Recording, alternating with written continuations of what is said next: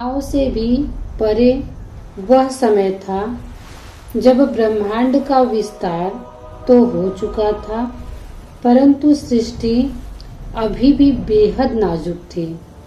एक बार ब्रह्मा जी के द्वारा रचित वेद सृष्टि का सबसे महत्वपूर्ण ज्ञान दैत्य हयग्रीव चुरा ले गया। अंधकार फैलने लगा, क्योंकि बिना वेदों के धर्म का मार्ग बुझ जाता। उसी समय वैवस्वत मनु अपने आश्रम के तट पर एक छोटा सा मछली का बच्चा देखते हैं। वह मछली इतनी दिव्य थी कि उसके साथ स्पर्श करते ही मनु को भीतर ऊर्जा महसूस हुआ। मछली बोली, हे मनु, मुझे बचाओ, मैं तुम्हें बदले में संसार को बचाने का मार्ग बताऊंगा। मनु ने उसे एक पात्र से दूसरे, फिर सरोवर और अंत में गंगा में छोड़ा। लेकिन मछली का आकार बढ़ता ही गया। जब उसका शरीर पर्वत जितना, पंख बादलों जितने बड़े हो गए, तभी मनु को ज्ञात हुआ कि यह कोई साधारण मछली नहीं, यह स्वयं भगवान विष्णु का मत्स्य रूप था। प्रलय आने वाली थी। मैदानी क्षेत्रों में जल उठने लगा, आकाश में काले बादल छा गए। भगवान विष्णु ने मनु को एक नौका बनाने को कहा और सभी जीवों पौधों के बीच साथ लेने को कहा। जब प्रलय का जल चारों ओर फैल गया, तभी मत्स्य रूप में विष्णु जी प्रकट हुए। उनके माथे पर दिव्य चमक, और उन्होंने अपने सींग को नौका को बांधकर उसे प्रलय के महासागर में सुरक्षित मार्ग दिया। वही मत्स्य रूप हयग्रीव का वध कर वेदों को पुनः प्राप्त करता है और इस प्रकार सृष्टि पुनः बसती है। देव और दैत्य लगातार युद्धों से थक चुके थे। इंद्र का तेज कम हो चुका था। स्वर्ग की शोभा फीकी पड़ गई थी। देवताओं को अमृत की आवश्यकता थी, एक ऐसा अमृत जिसका एक बूंद भी मृत्यु को पराजित कर देती। लेकिन अमृत की प्राप्ति आसान नहीं था। क्षीर सागर का मंथन करना पड़ता और उसका आधार चाहिए था एक अविचल वस्तु। मंदराचल पर्वत को जब सागर में डाला गया तो वह डूबने लगा। देव संकट में आ गए। तभी पृथ्वी कांपी, जल हिलने लगा और गगन में गूंजती आवाज आई, मंदराचल को मेरे कंधों पर रख दो। और प्रकट हुए भगवान विष्णु के कछुए रूप में कूर्म अवतार। उनकी पीठ पर इतनी विशाल थी कि पूरा पर्वत उस पर ठहर गया। उसके ऊपर देवराज और दैत्य मिलकर समुद्र को मथने लगे। उनकी पीठ पर मंथन के कंपन से पृथ्वी पटल तक ऊर्जा फैल रही थी, पर वे स्थिर, अडिग, अविचल मंथन से प्रकट हुए। विष, कामधेनु, इरावत, कल्पवृक्ष और अंत में अमृत कलश। यही वह अवतार था जिसने देवताओं को पुनः शक्ति दी। हिरण्याक्ष नामक दैत्य ने पृथ्वी को पाताल लोक के गहरे समुद्र में डुबो दिया था। चारों ओर अंधकार, पृथ्वी कांप रही थी। देवताओं के हृदय में भय था। तब भी ब्रह्मांड ने एक महावीर्यवान गर्जना गूंजी।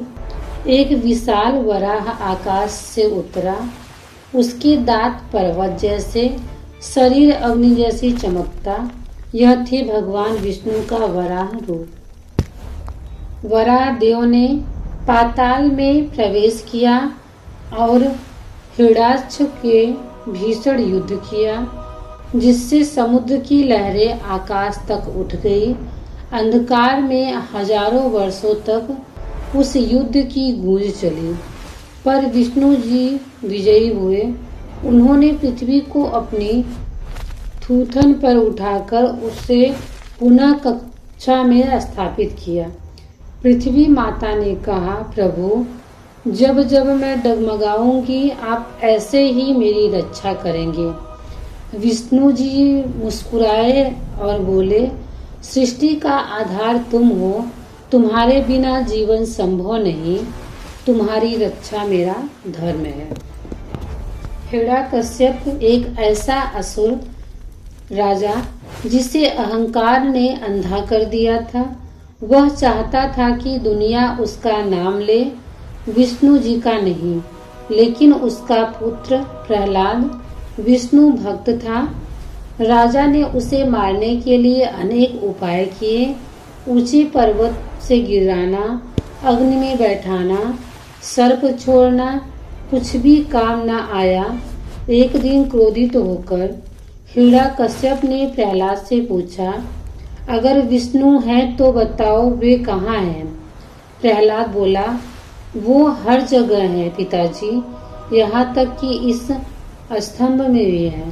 क्रोध में पागल हिरण्यकश्यप ने स्तंभ पर प्रहार किया और उस स्तंभ से निकली इतनी भयानक, इतनी तेजस्वी और इतना अद्भुत गर्जना कि तीनों लोग कांप उठे। स्तंभ फटा और प्रकट हुए नृसिंह, आधा मनुष्य आधा सिंह। न रात थी न दिन था, न संध्या काल था, न घर के भीतर न बाहर। आंगन की दहलीज पर न हथियार से वध किया न हथियार के बिना नृसिंह ने अपनी नाखून से असुर का वध किया। इस अवतार ने सिद्ध किया, भक्त की रक्षा के लिए सृष्टि के नियम भी तोड़े जा सकते हैं। राजा बलि दानवीर था, धर्मात्मा भी था, लेकिन महत्वाकांक्षा उसे देवताओं का राजा बनना चाहते थे। एक यज्ञ में वामन रूप में विष्णु जी प्रकट हुए, एक छोटे से तेजस्वी ब्राह्मण बालक की तरह। उन्होंने बलि से कहा, हे राजा, मुझे केवल 3 पग भूमि चाहिए। बलि ने हंसकर कहा, बस इतना? तभी वामन बढ़ने लगा। बढ़ते ही गए। पहले पग में उन्होंने पृथ्वी नाप ली, दूसरे पग में पूरा स्वर्ग और तीसरे के लिए पूछा, अब कहाँ रखूं पैर? बलि ने नम्र होकर अपना सिर झुका दिया। विष्णु ने बलि को पाताल लोक का स्वामी बनाया और वचन दिया, हे बलि, मैं स्वयं तुम्हारी द्वारपालता रहूंगा। यही अवतार अहंकार को तोड़कर विनम्रता का पाठ देता है। यह अवतार जन्म से ब्राह्मण, कर्म से क्षत्रिय थे। उनका क्रोध अग्नि की ज्वाला था। उनका लक्ष्य अत्याचार का प्रतीक था। क्षत्रिय राजाओं ने अपने बल से धर्म को रौंदना शुरू कर दिया।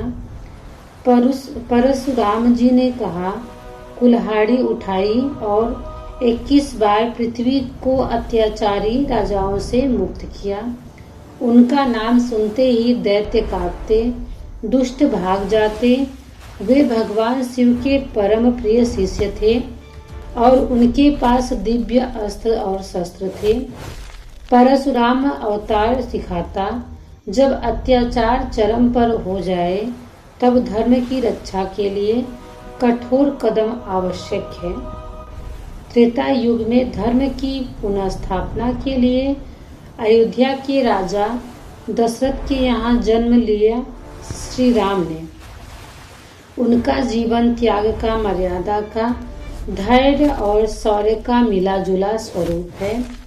राम जी वनवास गए, सीता जी हरण हुई, हनुमान से मिलन हुआ, सुग्रीव को राज्य मिला और अंत में लंका पर सेतु बनाकर उन्होंने रावण से युद्ध किया। वह युद्ध जहां आसमान भी अग्नि बाणों से लाल हो गया था, रावण का वध कर राम ने संदेश दिया, असत्य कितना भी बलवान हो, सत्य की विजय निश्चित है। द्वापर युग में मथुरा की अंधेरी कालकोठरी में जन्म लिया था श्री कृष्ण ने। उनका जीवन सबसे विस्तृत और बहुरंगी है। बचपन में पूतना वध, कालिया नाग का दमन, गोवर्धन पर्वत को छोटी उंगली पर उठाना, रासलीला, कंस का वध, युवा अवस्था में राजनीति, धर्म, नीति, कूटनीति का अद्भुत संगम। कुरुक्षेत्र में अर्जुन को दिया गया भगवत गीता का उपदेश आज भी ब्रह्मांड का परम सत्य माना जाता है। कृष्ण जी बताते हैं, जब जब अधर्म बढ़ेगा मैं स्वयं प्रकट हो जाऊंगा। कलयुग ने पहले विष्णु ने गौतम बुद्ध के रूप में जन्म लिया, जो संसार को करुणा, अहिंसा, मध्यम मार्ग और ज्ञान का प्रकाश देने आए। उन्होंने बताया, दुख का कारण इच्छा है, इच्छा का अंत ही मोक्ष है। उनकी शांति ने युद्धों की आग में जले युग को नवजीवन दिया। कलयुग के अंत में जब पाप चरम पर होगा, धर्म लगभग समाप्त, मनुष्य क्रूर रिश्ते टूटे और दुनिया अराजकता के गर्त में डूबी जाएगी, तभी विष्णु जी प्रकट होंगे कल्कि रूप में। श्वेत घोड़े पर सवार, हाथ में नीलकमल जैसा चमकता दिव्य तलवार, उनकी आंखों में बिजली जैसी तेज। वे संसार से अधर्म का अंत करेंगे। कलयुग समाप्त होगा और सतयुग का आरंभ। यह अवतार अभी आना शेष है। बहुत पुराने समय की बात है, जब न आकाश था, न पृथ्वी, न ही सूर्य, न चंद्रमा, न ही तारे। केवल एक अनंत अंधकार था और उसी अंधकार के बीच अनंत जल में योग निद्रा में लीन थे भगवान विष्णु। उनकी नाभि से एक दिव्य कमल प्रकट हुआ और उस कमल से जन्म हुआ ब्रह्मा जी का। ब्रह्मा जी ने जब आंखें खोली तो उन्होंने सबसे पहले नारायण के चरण देखे और तभी सृष्टि की रचना आरंभ हुई। देवता बने, मनुष्य बने, दानव बने, धरती बनी, स्वर्ग और पाताल बने। लेकिन समय के साथ अहंकार, लोभ और पाप भी सृष्टि में प्रवेश करने लगे। हजारों वर्षों बाद धरती पर एक ऐसा राजा पैदा हुआ जिसका नाम था कालनेमी। वह अत्यंत शक्तिशाली था, तपस्वी को मारता था, यज्ञ नष्ट करता था, गौ हत्या करवाता था और भगवान विष्णु का नाम लेने वाले को मृत्यु दंड देता था। पूरी पृथ्वी भय में जीने लगी।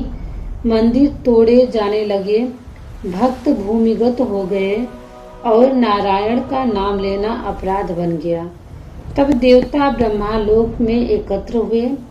ब्रह्मा, शिवजी, इंद्रजी, यम, वरुण और सभी चिंतित थे।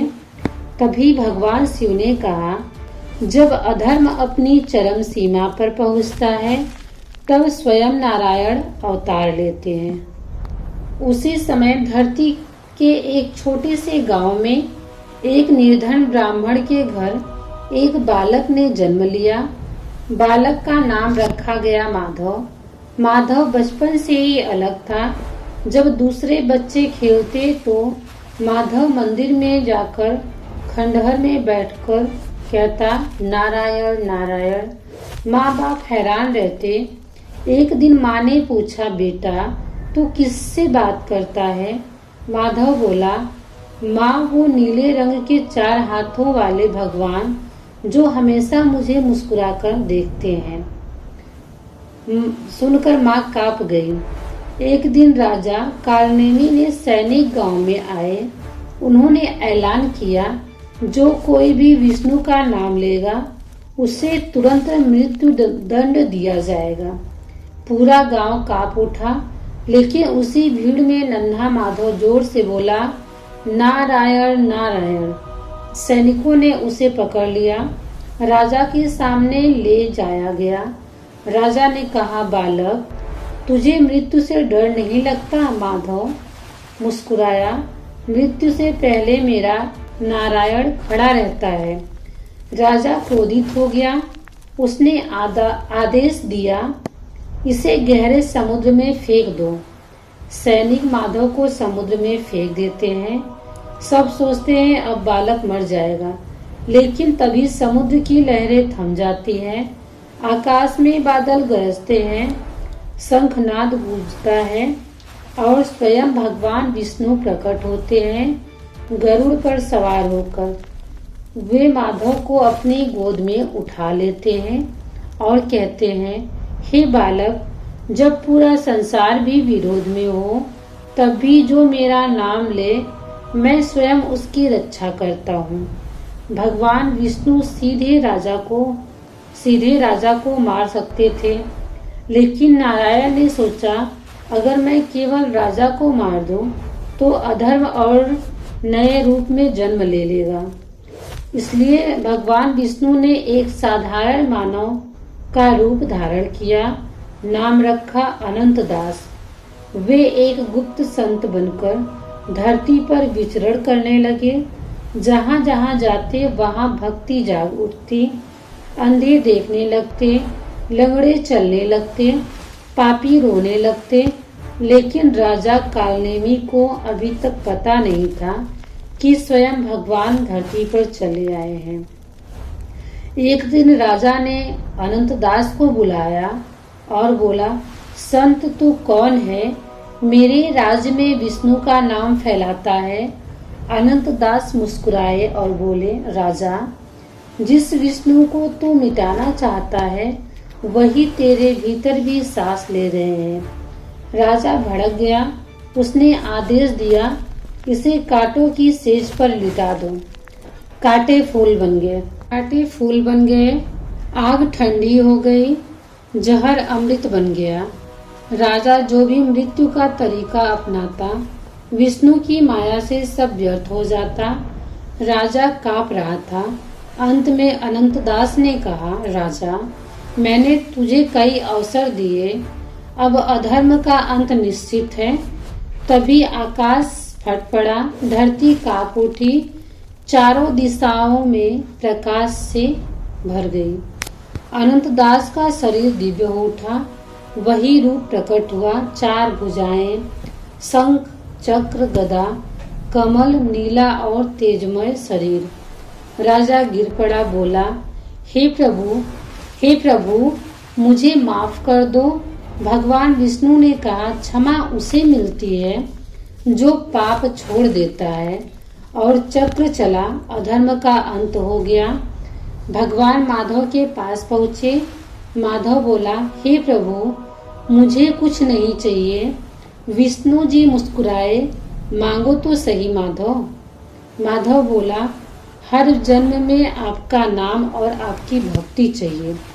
भगवान ने आशीर्वाद दिया, तू कलयुग में भी मेरे सबसे बड़े भक्तों में गिना जाएगा। भगवान हर युग में आते हैं। भक्त की रक्षा स्वयं भगवान करते हैं।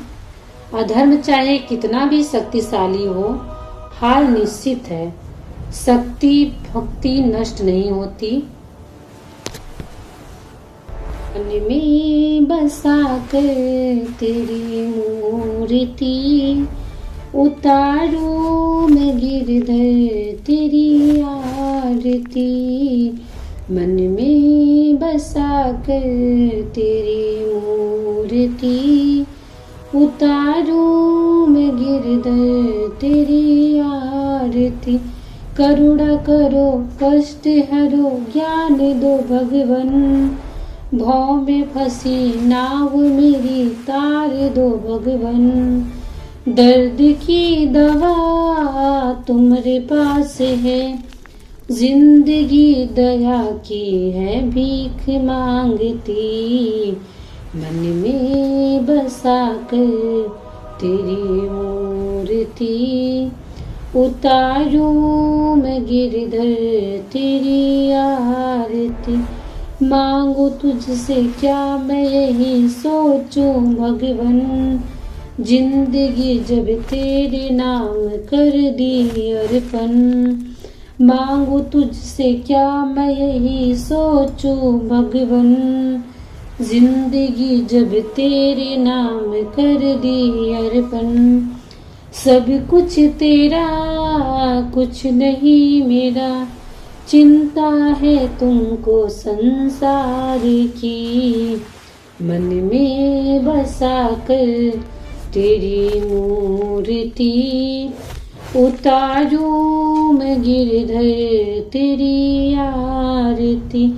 वेद तेरी महिमा गाए संत करे ध्यान, नारद गुणगान करे छेड़ वीरता। भक्त तेरे द्वार करते हैं पुकार, दास मिलकर तेरी गाए आरती। मन में बसा कर तेरी मूर्ति उतारूं मैं गिरधर तेरी आरती। मन में बसा कर तेरी मूर्ति उतारूं मैं भगवन तेरी आरती। कपूर गौरम करुणावतारम, संसार सारम भुजगेन्द्रहारम। सदा वसन्तं हृदयारविन्दे, भवं भवानी सवितं नमामि। कपूर गौरम करुणावतारम, संसार सारम भुजगेन्द्रहारम। सदा वसन्तं हृदयारविन्दे, भवं भवानी सवितं नमामि। त्वमेव माता च पिता त्वमेव, त्वमेव बन्धुश्च सखा त्वमेव। त्वमेव विद्या द्रविडं त्वमेव, त्वमेव सर्वं मम देव देव। त्वमेव माता च पिता त्वमेव, त्वमेव बन्धुश्च सखा त्वमेव। त्वमेव विद्या द्रविडं त्वमेव, त्वमेव सर्वं मम देव देव।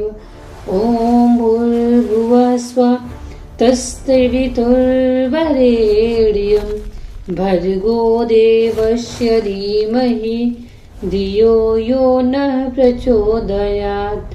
ॐ भूर्भुवः स्वः तत्सवितुर्वरेण्यं, भर्गो देवस्य धीमहि धियो यो नः प्रचोदयात्। ॐ भूर्भुवः स्वः तत्सवितुर्वरेण्यं, भर्गो देवस्य धीमहि धियो यो नः प्रचोदयात्। जय गणेश जय गणेश जय गणेश देवा, माता जाकी पार्वती पिता महादेवा। जय गणेश जय गणेश जय गणेश देवा, माता जाकी पार्वती पिता महादेवा। एक दंत दयावंत चार भुजाधारी, मस्तक सिंदूर सोहे मूस की सवारी। जय गणेश जय गणेश देवा, माता जाकी पार्वती पिता महादेव। अंधन को आँख देत कुड़िन को काया, बाजन को पुत्र देत निर्धन को माया। जय गणेश देवा, माता जाकी पार्वती पिता महादेव। बाजन को पुत्र देते निर्धन को माया। जय गणेश जय गणेश जय गणेश देवा। माता जाकी पार्वती पिता महादेव। लडुअन का भोग लगे संत करे सेवा। जय गणेश जय गणेश जय गणेश देवा। माता जाकी पार्वती पिता महादेवा। बोलो हर हर महादेव, जय भोलेनाथ, ओम नमः शिवाय। Hello my YouTube family, welcome है आप सभी का हमारे नए ब्लॉग में। तो कैसे हैं आप सब? आई होप आप अच्छे होंगे, स्वस्थ होंगे, मस्त होंगे, अपने अपने कामों में व्यस्त होंगे। तो थैंक यू सो मच, आप लोग इतना व्यस्त होने के बाद भी मेरे वीडियो को देख रहे हो तो दिल से थैंक यू। और आप लोग अपना प्यार, आशीर्वाद और सपोर्ट ऐसे ही बनाए रखिए। और मेरे चैनल को जो भी ज्वाइन नहीं किए हैं प्लीज ज्वाइन कर लेना। मिलते हैं नेक्स्ट ब्लॉग में, तब तक के लिए जय भोलेनाथ, हर हर महादेव, ओम नमः शिवाय। प्लीज आप लोग मुझे सपोर्ट कीजिएगा, दिल से thank you. Bye bye, good night.